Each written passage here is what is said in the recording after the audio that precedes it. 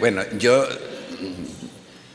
soy aquí intruso. Yo debo decir que no me dedico a la investigación de la que todos vosotros sois especialistas. Mi campo de trabajo es otro, pero ocasionalmente estoy ocupándome de la gestión de una colección muy importante, que es la colección de la Academia de Bellas Artes de San Fernando, y detecto que es una colección que merece mucho estudio. Lo he visto desde hace años. Yo mismo me he adentrado con colaboradores en algunos temas de la Academia y he tratado de impulsar la apertura a cuantos más investigadores mejor de toda la documentación. Si antes hablaba de que inventarios manuscritos de la Academia no habían sido accesibles a los investigadores durante muchos años, yo lo sufrí eso y fui el impulsor de que esos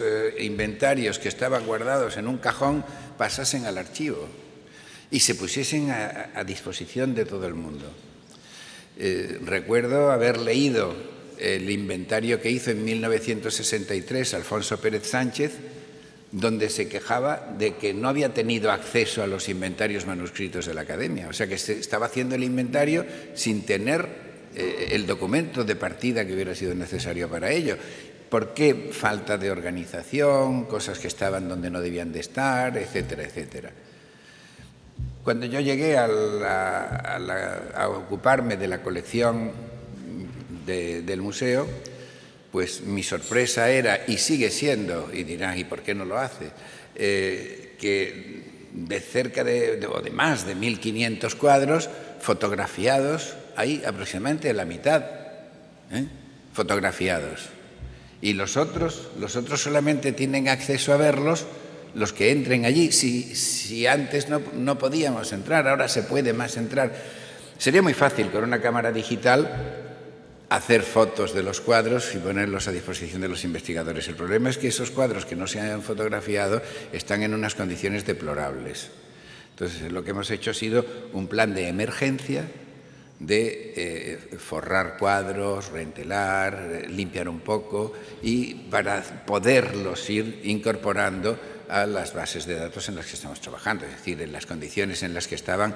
Y ahí hay muchos cuadros que se podían haber dado por perdidos, cuadros que a lo mejor alguno de ustedes está buscando.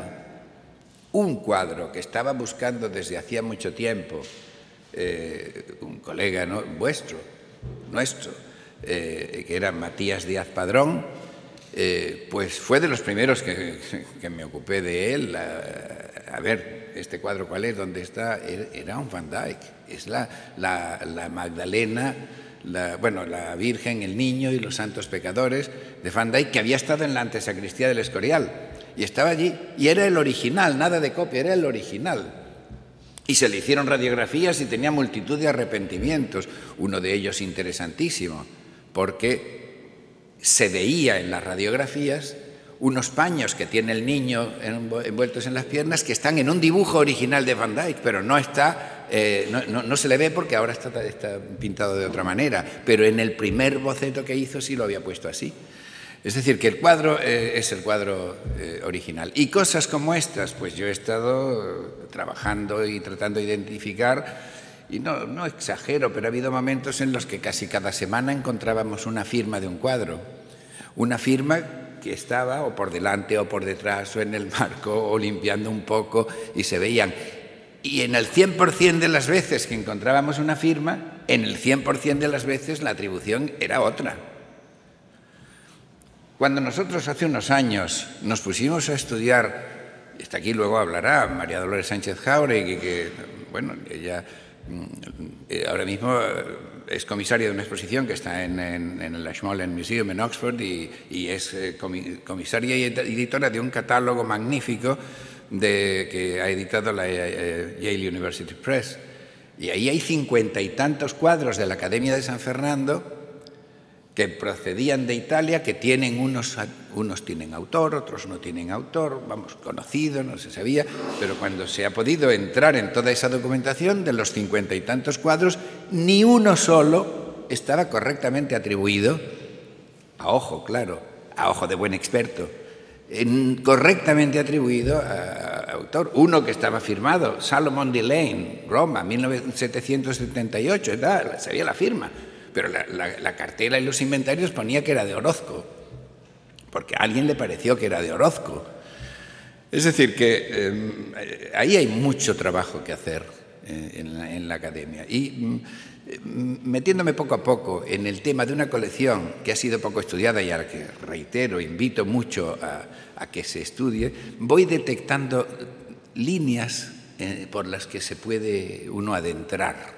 Temas que, siendo como han estado tratados, se pueden continuar. Uno de ellos es el lote que llega a la academia procedente de Buenavista. Y aquí a mí me produce reflexión.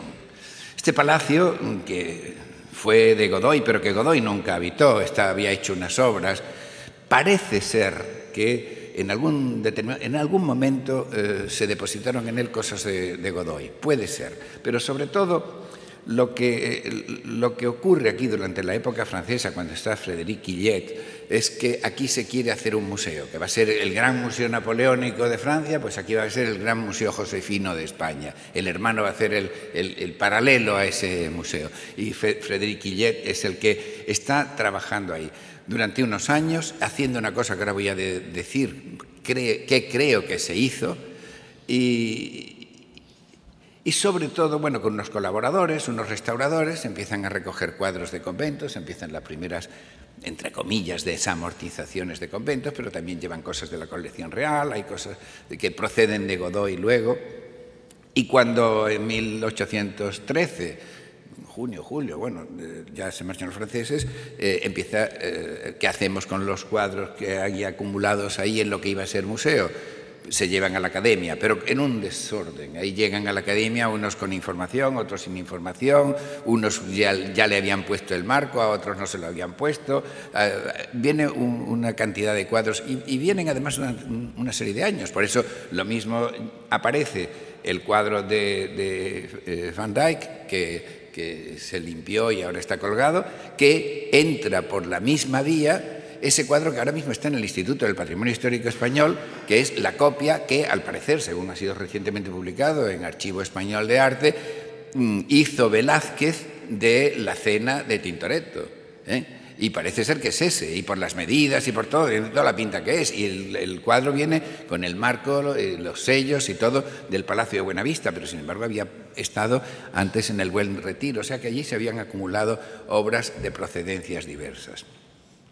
¿Cuál fue el criterio con el que se quiso hacer el Museo de José Bonaparte?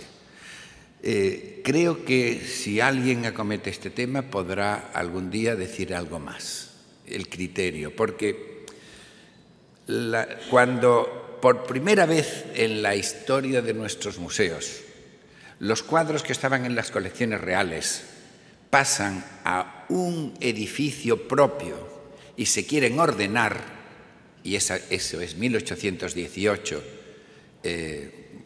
me refiero de una manera ya estable, porque esto fue un intento. El Museo del Prado lo que hace es unas galerías y ordenan escuelas, escuela española, escuela italiana, escuela no sé qué, escuela no sé cuánto, pero están desmontando programas iconográficos, están desmontando el pabellón de caza con todos los cuadros que hay de cazas, de reyes con la escopeta, de todo eso, están desmontando una capilla real, temas religiosos, están desmontando, pero aquí tenemos el tránsito entre cómo tiene los cuadros el comitente y cómo tiene los cuadros el que los va a ordenar para un, entre comillas, primer museo. El Museo Josefino, sin embargo, creo que ese paso no lo había dado. En el Museo Josefino creo que no se hace un intento de organizar por escuelas. Creo que el Museo Josefino mantiene la vieja tradición de que en los palacios, en algunos palacios, haya una galería de retratos, una galería de paisajes del reino, es decir, esta es una foto de 1880, es un siglo después, claro, pero este es el palacio donde iba a haber estado nuestro museo del Louvre.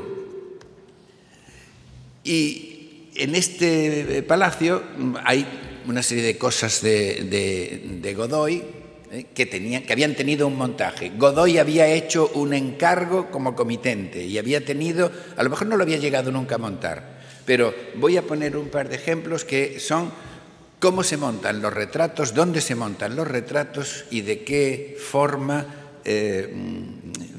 aparecen los reyes por aquí o ciertos personajes. Esto que estamos viendo es una tela que mide 3 metros de alto, que se ha desenrollado porque estaba en un rollo donde hay otras 65 telas que todavía no se han desenrollado, pero como era la más grande, esta es la que lo cubría todo. La hemos abierto, la hemos extendido en el suelo, se le ha puesto bastidor, se ha restaurado, se ha limpiado y es el árbol genealógico de Godoy.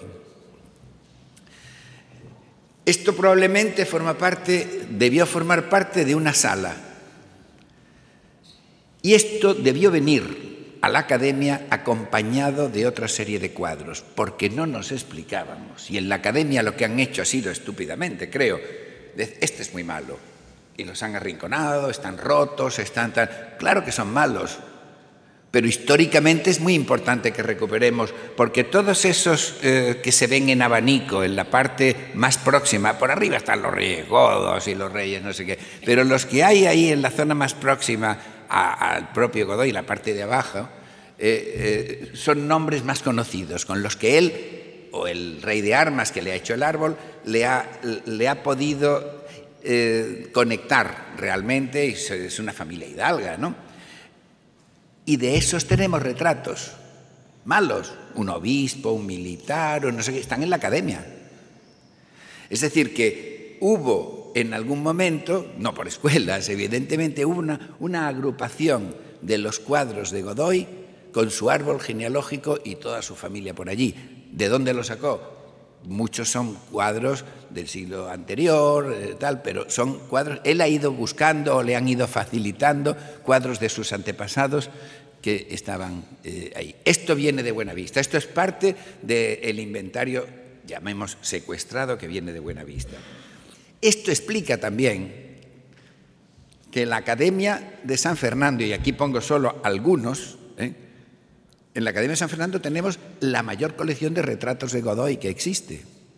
Por supuesto que tenemos el de Goya, el de Folk, el de Carnicero, pero hay más, y hay retratos y hay embustos también en mármol, y tenemos todo. O sea, la colección de retratos de Godoy, la colección de retratos familiares y el árbol genealógico, eso debió de estar previsto como un montaje en un determinado lugar y en un determinado momento, a lo mejor en el Palacio de Buenavista antes de que fuese destinado a Museo Josefino.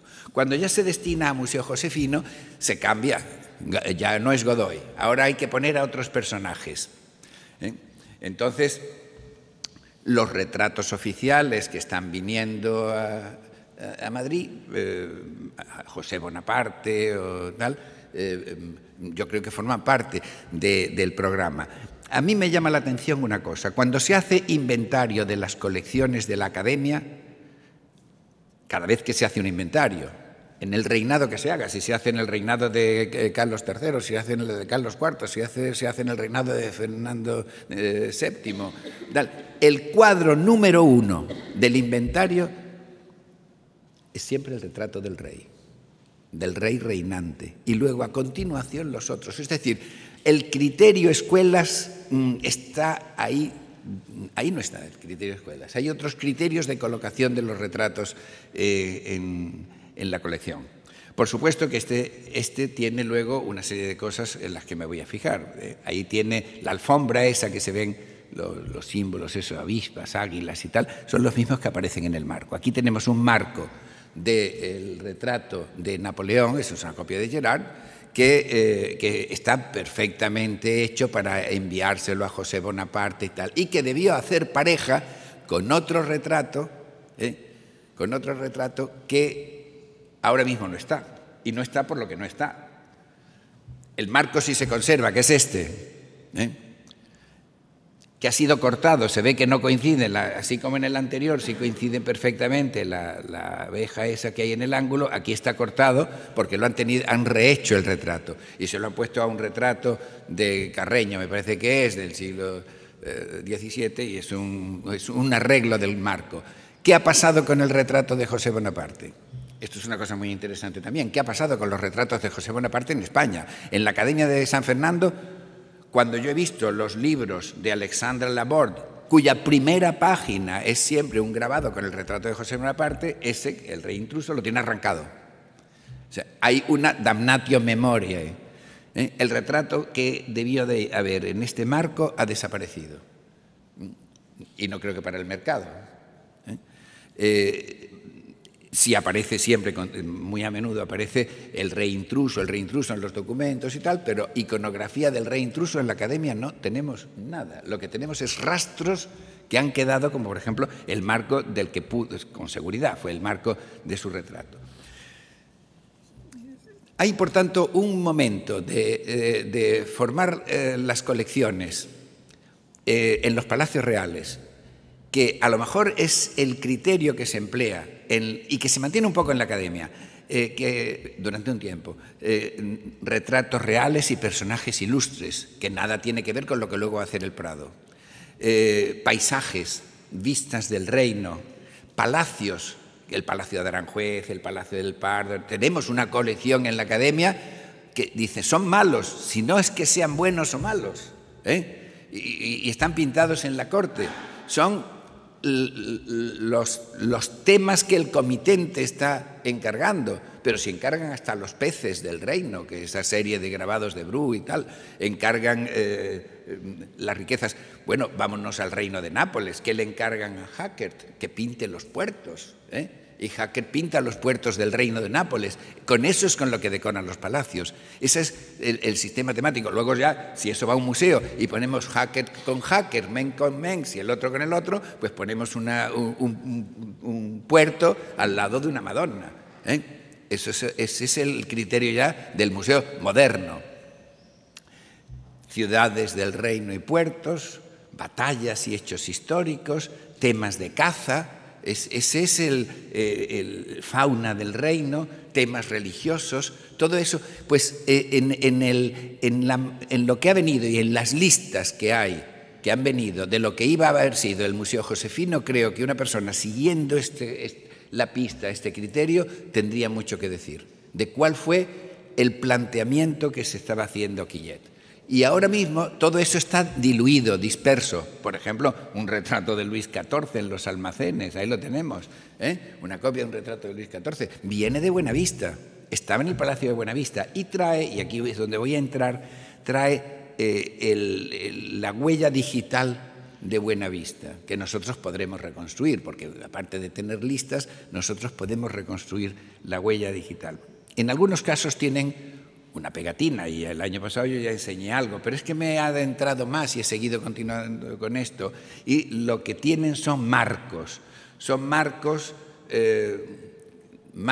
que cuando son estrechos son como este que estamos viendo, aquí tenemos uno de la serie de paisajes, y otras veces son otro con una caña y una moldura que mostraré más adelante. Bueno, el motivo por el cual yo he hecho esta fotografía es por otro motivo, es por otra razón también. Yo he hecho una fotografía porque he puesto un trozo de papel en un cuadro para ver cómo era el número, ese que lleva el número 72, cómo era cuando se le puso, era de ese color, era blanco.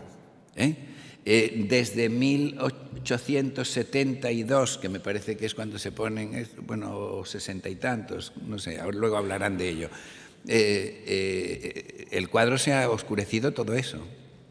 Todo lo que ha cambiado, el blanco, lo que nosotros hacemos con las cámaras de hacerle balance de blancos, con las cámaras digitales, pues aquí le he hecho yo un balance de blancos. Y todo lo que ahí no es blanco está también el color tapado.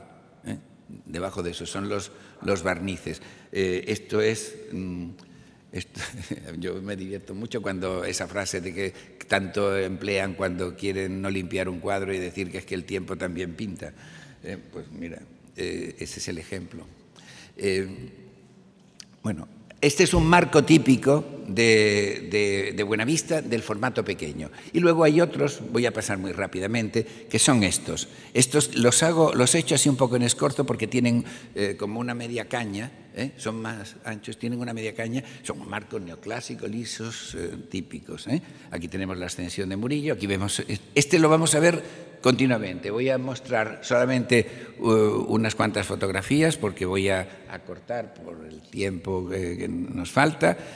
Los Murillos, mira, todo, estos son inconfundibles. Es decir, si nosotros vamos a la Academia de San Fernando y nos fijamos en estos marcos son la colección de Buenavista. Esto es lo que estaba preparado para Buenavista, sea de un convento,